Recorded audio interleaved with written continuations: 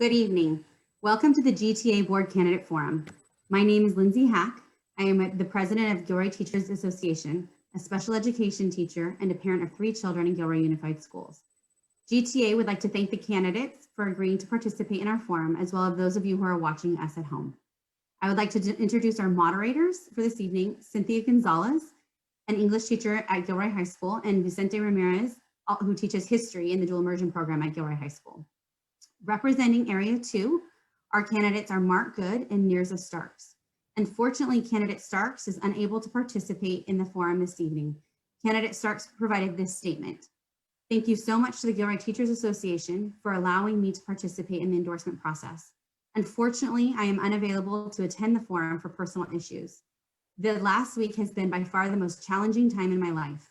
In less than 4 days, I lost my sweet grandma and my amazing dad due to COVID-19.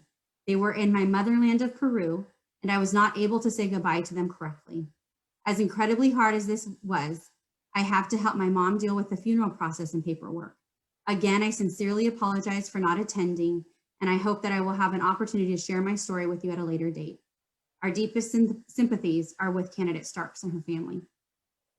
To see what region Area 2 represents, please see the link in the comment section. Our goal for tonight is to provide an opportunity for the candidates to introduce themselves to our members and community, as well as outline their vision for making Gilroy Unified an excellent place for students, educators, and families to learn and work. As candidate Starks turns in her written form, we will also publish that on our GTA website, as well as our Facebook page. Each candidate will have, or our candidate tonight will have 2 minutes to answer each question. Mr. Good or candidate Good, please try to keep to the time limit so we can make it through all of the questions. There may be follow-up clarifying questions as needed. We would like to emphasize that this is not a debate, and with our trustee Good here, it is not a debate, but a forum for him to introduce himself and outline his vision for GUSD. With that being said, we will be starting with candidate Good and just revolving that way. Our moderators will switch off questions. Go ahead and begin. Good evening. Candidate Good, tell us about yourself. What particular experiences or skills have prepared you to serve as a Gilroy Unified Board member? And why did you decide to run for the board? Thank you for your question, Cynthia. First, I'd like to also offer my condolences to candidate Starks. It's a horrible situation to be going through, and our thoughts and prayers will be with you. In answering your question, what particular experiences, skills have prepared me? I have nearly 20 years as a police officer with the city of Gilroy. So I have a police officer background. I am an attorney of going on 20 years now, and I am a four-term board member. I first ran for the board in 1996. That was shortly after I witnessed a student who had been stabbed die on Gilroy High School campus. My intention at the time was on a platform of safety to make the school safe. At the same time the student was stabbed to death on the high school campus, I had a daughter attending that high school who'd been telling me about things that were going on. While I was on that term in the board, I retired from the police department, went to law school, and did not run again in 2000. After 8 years and being a practicing attorney and learning my profession, I ran again, and I'm now finishing out my 3rd term on the board. So some of the things that I'm able to offer to the board that are fairly unique is my training as an attorney has allowed me to evaluate the voluminous amounts of materials that are submitted to the board before each board meeting. Anybody who's seen a board packet, it can be ridiculously thick, 3, 4, 5 inches. Almost like multiple mortgage loans with small print, and it's tough to negotiate. And we've all been to board meetings, we've all been to city council meetings, other governmental meetings, where clearly the people, the council members or board members, are not familiar with the material, and it's obvious they haven't read it. That's because it's a lot of work. I've demonstrated I'm willing to do the work. I have a overriding need it's important to me that public education be available and that public education be excellent. That's my commitment. I have 5 children. They've all attended Gilroy schools. I currently have 2 grandchildren in the schools, and I have a strong commitment to the district. Thank you.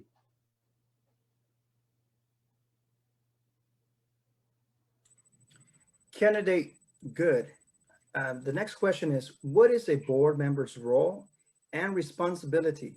How does that role differ from the role of the superintendent or administration?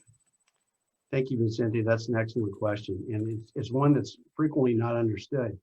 Sometimes the public think board members can give orders or directions to anybody in the district, and nothing could be less than the truth. The board as a whole only has 1 employee, that's the superintendent.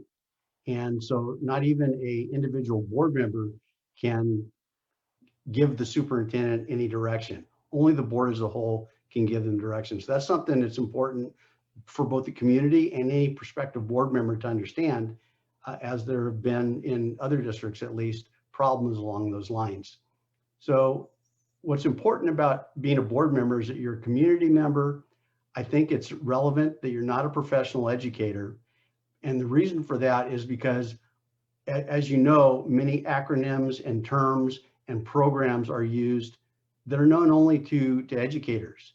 And so if a program is being described, and I'm not a professional educator, and the goal of a program and what they're going to do with it, if it doesn't make any sense to me and I ask questions and it can't be explained to my satisfaction, I'm not going to be in favor of it. You have to be willing to ask the tough questions, and you have to be able to use common sense, and instead of being a routine rubber stamp of whatever the administration or other organization, entity, person is proposing. You need to be able to think for yourself. You need to be willing to talk about difficult issues in public and listen to them and make the best decision you can. You also need to be able to work with the other board members as a team.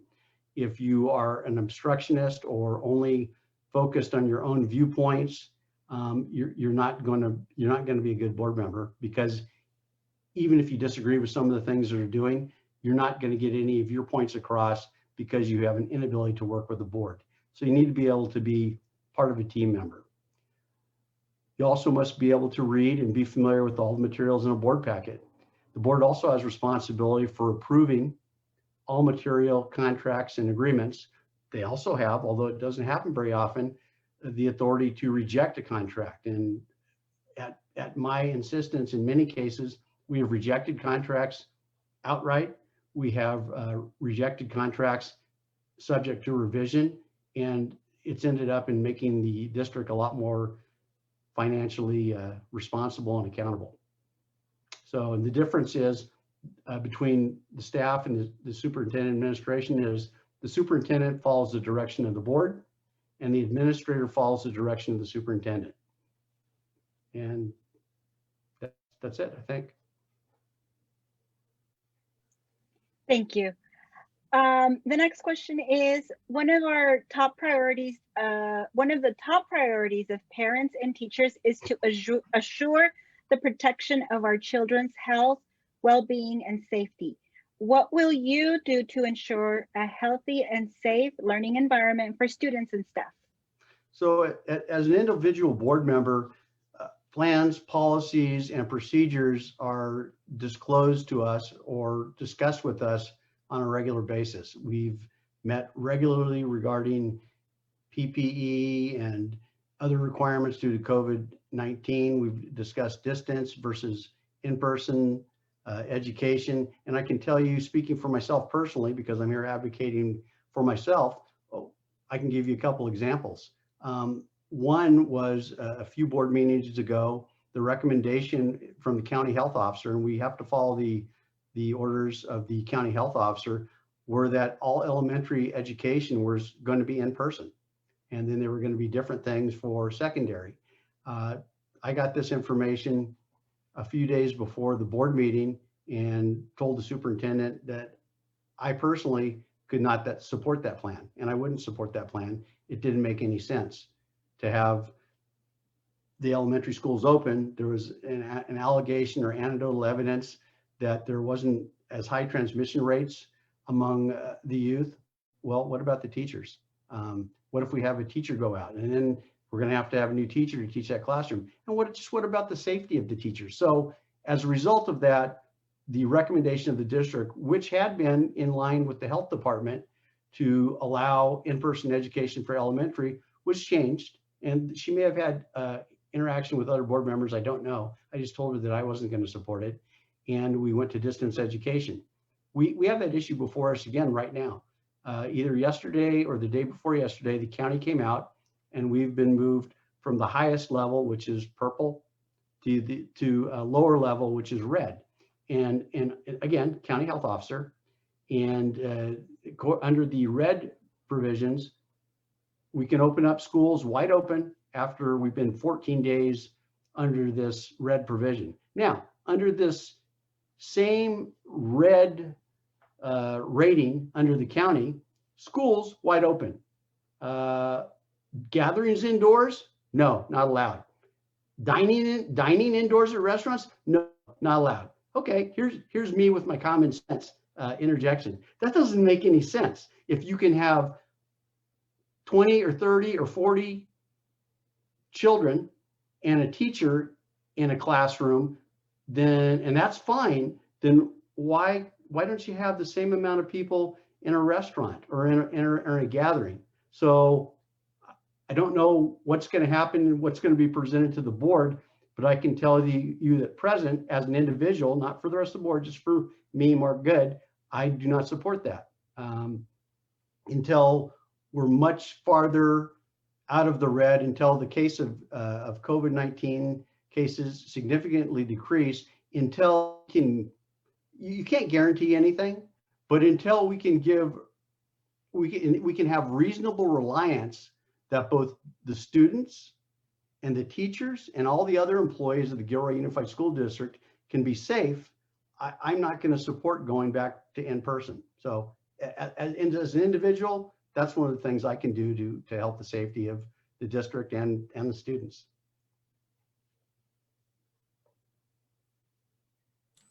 Thank you, Mr. Good.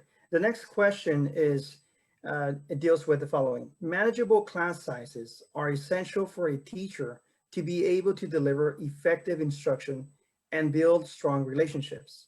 In your opinion, what should be the class sizes for kindergarten, fourth grade, middle school, and high school in order to ensure effective instruction?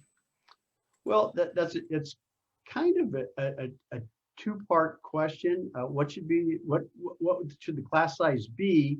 And then in order to ensure effective instruction, there's a lot of variables there, including as teachers, you know, do you have a good cohort of students who are interested in learning? Are there some problem children? Do you have children in there with special needs? And is the teacher experienced? All those things, you're going to put that in a hopper, and you're going to, if you wanted to come up with a number, you'd come up with a different number every time. That said, I think everybody would prefer to have smaller classes. I think the teachers would prefer to have smaller classes. The students probably would like to have smaller classes. Certainly most of the parents would like to have smaller classes. The issue though is money. If you have a pool of money that's available, you can have more teachers, but then you have less money, which means there's less available for teacher salaries, teacher benefits, other employee salaries and benefits. So you have to weigh both of them and do the best you can with what you have. So I wouldn't put a number on it. I mean, currently our TK class sizes are 24, first and second grade are 26, third grade's at 28, 4 to 5 is at 32, and 6 to 12 and 9 to 12, depending on how many periods there are, 34 or 36. Those are more or less in line with other districts in the area. Is it great? No. Could it be better? Sure. But again, there has to be money to pay for it. Thank you. The next question is, students' mental health was a priority of GTA before the pandemic and has become an even greater concern since the school closures. Currently, Gilroy Unified employs psychologists, therapists, counselors, nurses, and academic coordinators to help support students with their mental health. Unfortunately, their caseloads are very high, and this makes it difficult for them to reach every student. For example, a school psychologist's caseload can be as high as 1,700 students.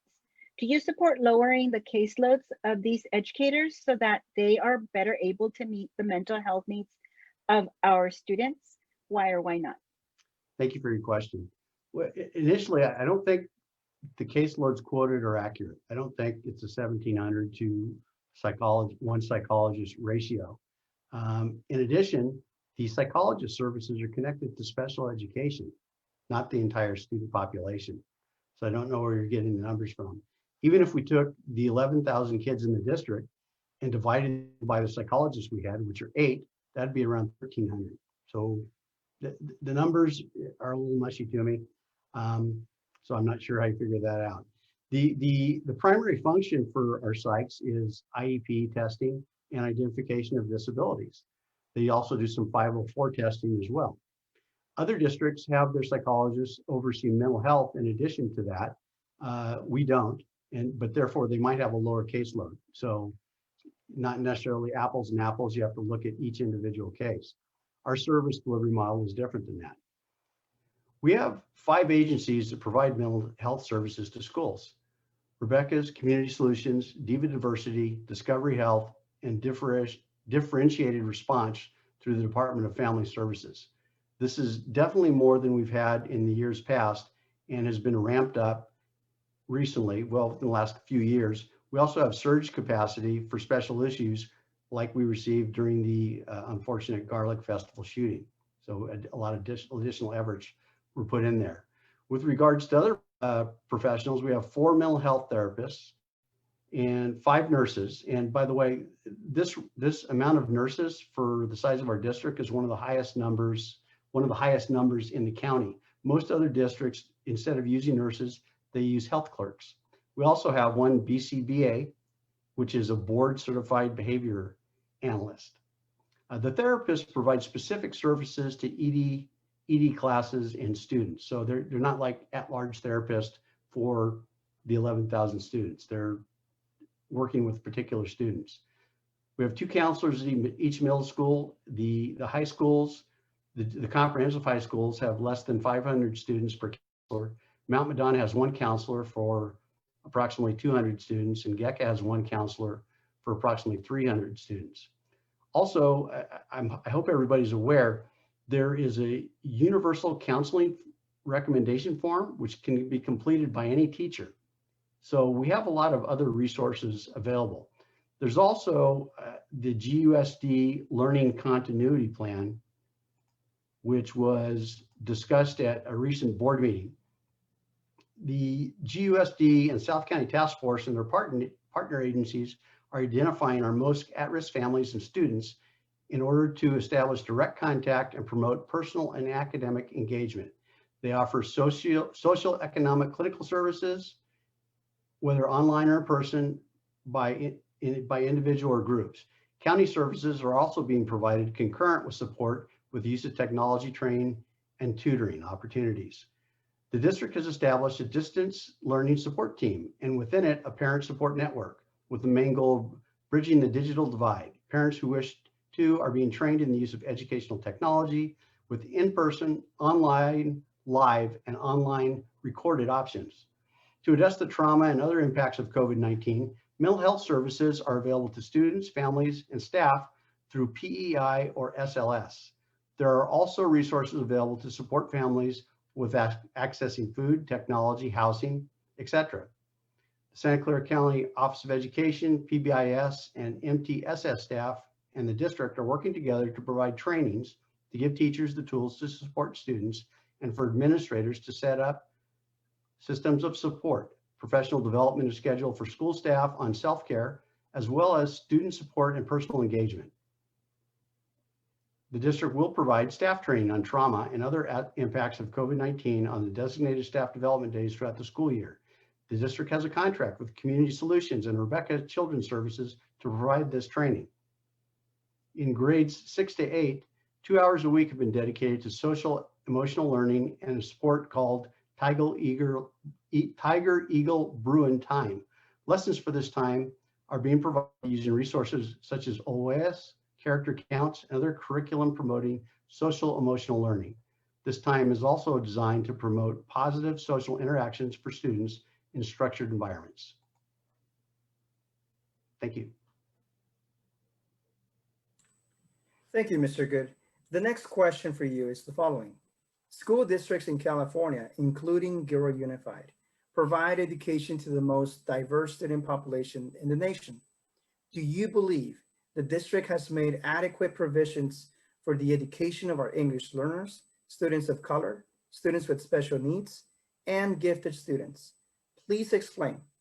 Do you have specific suggestions for improvement as well? Thank you. Thank you. Thank you for your question. I'm assuming that this question is about supplemental and concentration funding targeted for at-risk pupils. Our total supplemental and concentration funds are about $12.4 million. We do have several federal grants and additional state revenue that is aimed at providing supplemental services to students, but these funds all come with strings attached. The special education budget is about $22 million, but $13.6 million of that comes from the general fund. So it encroaches by more than half of its budget on the general fund. Special fund is and always has been since I've been on the board, and is probably in every single district you want to look at, severely underfunded, and it's a federal mandate. So you've heard of unfunded mandate, special ed, unfunded mandate. I think that the district has done a good job as possible given the available funding. We have many programs to help ELs, including but not limited to SEAL and the dual immersion program.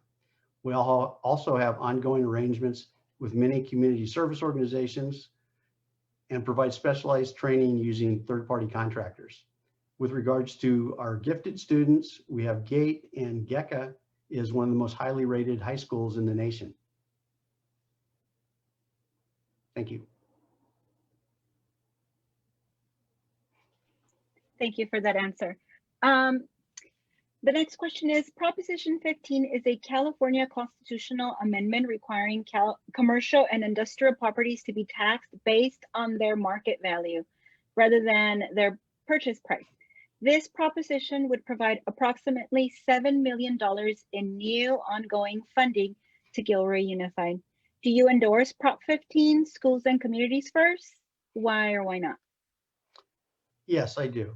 I do. California remains, and the number goes up or down by a few numbers, by a few digits as time goes on, but somewhere around 41 out of 50 states in the United States in education funding. Yet we have one of the largest economies of the world. Does that make sense to anybody? Doesn't make any sense to me. I do support Proposition 15.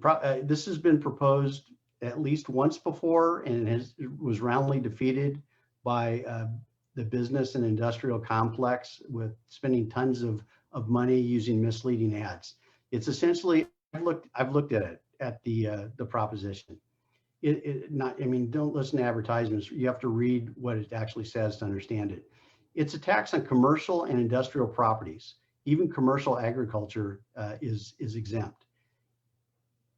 Inadequate funding for California schools remains a serious handicap, resulting in, among other things, not meeting the needs of children and underpaid educators. The opponents of Proposition 15 are fear-mongering, in my opinion. They're trying to tell people, oh, it's a slippery slope, and they're going to come after your houses next, and they're going to undo Proposition 13, and they're going to take your houses away and increase the taxes on your house. Anything's possible, but Proposition 15 does nothing of that. It has absolutely no effect on residential real estate. I'm technically a senior citizen. I have a home. I pay what I think is really high property taxes already. Now, one of the problems we had with Proposition 13 is large corporations like IBM, like Apple, like if they existed back then, I don't know if they did, probably not, Google, but large corporations, Microsoft, they have received the same benefits as my 90-year-old grandmother and paying the same rates. That makes absolutely no sense. It just requires them to pay their fair share. There's no impact on individuals owning residences. That's part of the problem with our underfunding. I don't, well, I know it's not the entire problem. The entire problem is the legislature does not care about education. When they're running for election, they talk about education a lot. When they get elected in office, the first thing they write off, the first thing that goes is education. Otherwise, we wouldn't be 41 out of 50 states, yet one of the richest economies in the world. So yes, I strongly support Proposition 15.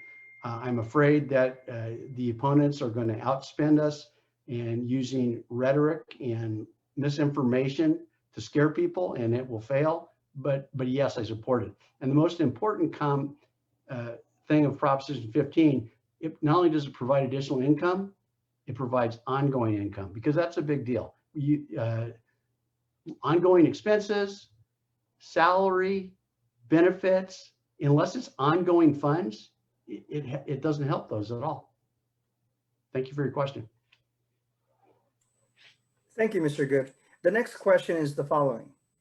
GUSD educators are some of the worst compensated in the county, and this contributes to 20% of our educators leaving the district every year, which negatively affects students.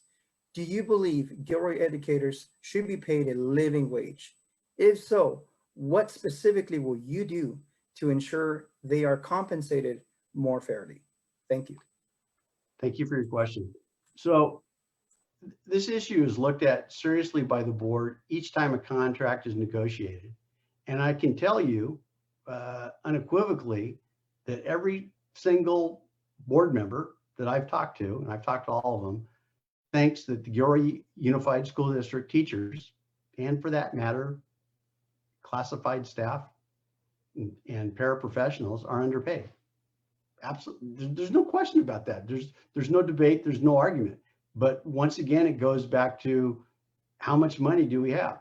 The funding the district receives from the state is based on an archaic system that was developed by the state using a Prop 98 snapshot in time.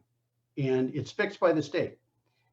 The analogy I use when people ask me about school funding, I say, look, a school district is like a beggar standing on the street corner holding out their hand. We get whatever the state gets us. There's no way we can get any more money absent, occasional things like grants. We can apply for those, and we do on a regular basis. But as far as the ongoing funding, we get what the state gives us, and it's based on ADA. By the way, we have a severely declining ADA. We're expected to go down 250 this year. So we've been expecting a big hit there. Serious efforts need to be undertaken at the state level by both educators and school districts to turn this around. It's nothing that, no matter who you support for the board, there's no magic board member, or actually no magic board, unless they're willing to bankrupt the district, that's going to be able to change this overnight. When we're asked about what we want to do with negotiations, I'll tell you the thing I tell staff, and this is from me, not from the board, MarkGood.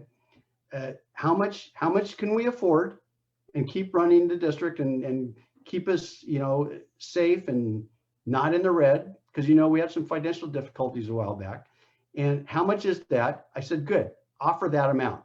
Whatever the 100% of the amount we can afford to give the teachers or the other bargaining groups, that's what I want to offer. But you can't, as my grandmother would say, you can't get blood out of a turnip.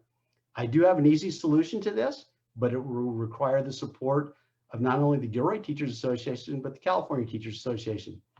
Every single district, however many thousand there is, negotiates every year or every other year with their district. They spend hundreds of millions of dollars is spent on this by both the unions and the districts, and an untold amount of time why not have the California Teachers Association or another representative organization negotiate directly with the state for teacher salary? It'd be based on a graph, just like every other district. You have this many years education, you have this many years experience, you're crossing together, that's the salary. You could have a stipend depending on if you're living in a high cost area, just like the federal government has stipends, although every employee gets the same amount of money, and it would be uniform. You could then take those hundreds of millions of dollars, could even be in billions, I don't know, and put that in teacher salaries.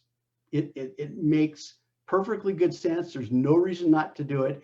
And that's the level that change has to take place at. Thank you. Thank you.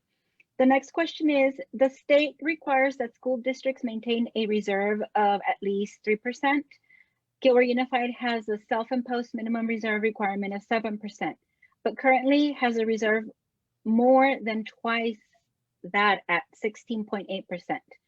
Since the Great Recession, Gilroy Unified's reserve has grown from 7% to 16.8%, which is an increase of $16.4 million. Which, while the reserve grew, educator salaries in Gilroy steadily decreased as a percentage of the district's total expenditures or outgo. What percent budget reserve do you believe Gilroy Unified should be maintaining? And do you believe educator salaries should be a greater budget priority than what they currently are? Thank you for your question. First of all, I was a proponent of the 7% reserve when it was first enacted. I actually I believe I wanted a higher reserve. I would like a higher reserve now. 7% is, not to put too fine a point on it, chump change. The 7% reserve is not sufficient to pay 1 month's operating expenses for the district. So what? I'm not sure.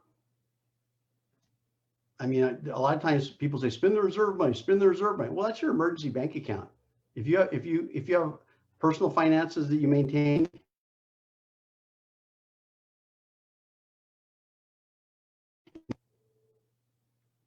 I froze there for a while, so I stopped talking. If you have an emergency bank account at home for an emergency that comes up for your family personally, it's a pipe burst or something, do you want to spend that money? No. So 7% is a very menial amount. The reason why we've had an increase in the reserve is because for 25% of the last year, we had a shutdown, which resulted in significant savings. Contracted employees, utilities, we didn't have any substitute teachers, etc. Back before this happened, the projected reserves were 13%, and I believe you said it's 16.8. Yeah, I think it's my most recent information it's closer to 20. Okay, but the source of this money is one time with savings that we've had because schools are closed in almost every category. Utilities alone saved us $500,000 from March through June. We also stopped paying contractors that weren't providing a service. One of those contractors was our school resource officers, which is about $250,000 a year. I mean, but any employee, especially contracted employee who is providing a service to a school that's open, we stopped because it doesn't make any sense. You'd be throwing money away. But there's no quicker way to get in financial peril than spending one-time funds on an ongoing basis. I think that when it all shakes out, it's going to take a lot of money to restart the schools. However, if there's any extra money left over, I would completely support putting that in as a stipend of some sort to our employees. They certainly deserve it. And if it's not ongoing, we can afford to do it. But we can't use it for salary increases that are ongoing. We can't use any portion of it for benefits that are ongoing. I absolutely support doing whatever we can. And in addition, as I already mentioned, our ADA has went down by 250 students. So we're going to take another hit there. I have friends still in law enforcement, and my understanding is a few months ago, the California Highway Patrol instituted a 10% across the board pay cut. I think that's what, nobody knows for sure, but I think we're looking at something nearly as draconian next year. Nobody knows. Thank you. Mr. Good, we have our last question here. Why should the Gilroy Teachers Association consider you for an endorsement? Thank you for your question. If the GTA wants board members whose primary concern is for our students, who will speak to them honestly, who values their contributions and supports open communications with a proven track record, because I'm not a mystery, I've been around for a long time, then you should consider me for an endorsement. During my tenure on the board, we've made significant reductions in expulsions and suspensions, in addition to a dramatic decrease in the dropout rate. Again, excellent education. If kids are dropping out, they're not getting an excellent education. My training as an attorney allows me to evaluate the large amount of materials before each board meeting, comment, revise, or reject as appropriate. Anyone that attends board meetings regularly knows that I'm not a rubber stamp person. When I see there's a problem, I ask questions. If they're not satisfactory, I don't support it. I think that's what you need on a board. You need a board member is kind of like an auditor, because board members don't come up with these reports and these recommendations. They review them and they approve them. So you need someone to audit it. Is this necessary? Is it accurate? Is it important? How's it going to benefit the district? What is it going to cost the district? That's what I do. You need constant scrutiny of all agreements. One of the things I did, and it actually took about 3 years, is I noticed, again, every board member would get this large packet we have to review. And, some people review it, some people don't. And it's difficult to read contract after contract after contract. One of the things I did in working with district council over a 3-year period, we mandated essentially that all districts used with third-party contractors, except for like with County Office of Education, SELPAs, things where we were not the 900-pound gorilla, we mandated that they use a district contract. So now it's much simpler to understand what the contract is. You say, what are we getting? How much are we paying for it? And what are they going to do? And you know exactly where to go. Again, 3 years, whether I'm here next year or not, it's going to benefit boards going forward as long as they keep that policy in force, so you don't have to review or look at every single word in every single contract you see, because they're using our contracts. And we can do that because in most cases, we're the 900-pound gorilla. If you want to contract with GUSD, use our contract. I have a desire to keep the forward progress moving among all students, especially our disadvantaged and ELs. One of the other things I've done while I was on the board, talking about caps, we did implement a cap on vocational and science classes in the high schools. That's capped at 32. It costs money, but it made sense, and so we did it. It was also limited. All 5 of my children have went through the district, and I currently have 2 grandchildren attending schools in the district. I believe in public education, and that everyone deserves an excellent education. I remain a dedicated public servant and would appreciate your support this November 3rd. Thank you for having me and for hosting this forum. Thank you so much, Candidate Good. We appreciate all of your excellent answers. We will be in touch, and I hope everybody has a wonderful night. Thank you to our moderators as well. Thank you. Thank you. Okay, guys.